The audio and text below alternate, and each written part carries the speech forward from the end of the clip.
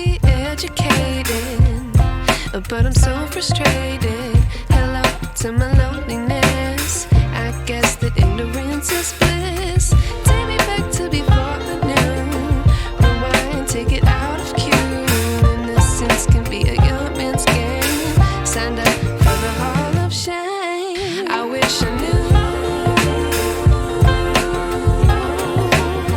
how much I miss.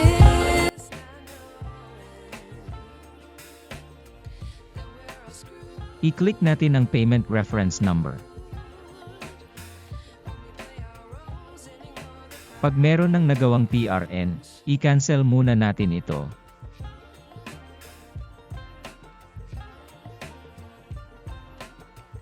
Click yes at maglagay ng reason kung bakit i-cancel.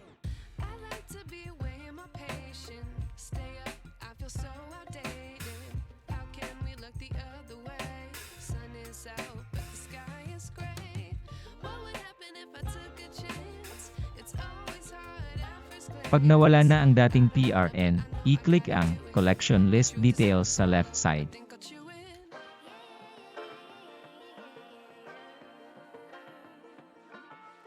I-click ang Add Record button sa ibaba.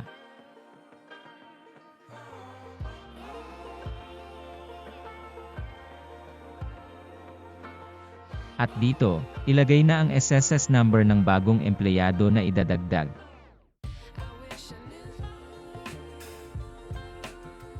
Pag nailagay na ang number, mag-click lang sa box para mag-load ng automatic ang pangalan ng member.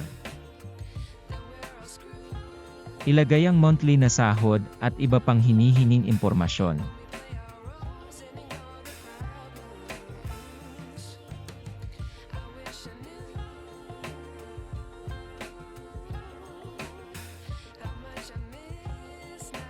I-click ang Save para madagdag ang empleyado, at automatic nang mababago ang computation na babayaran.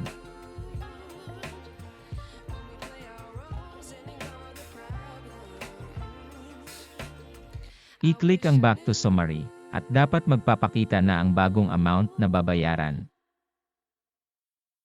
I-click ulit ang Prepare Collection List.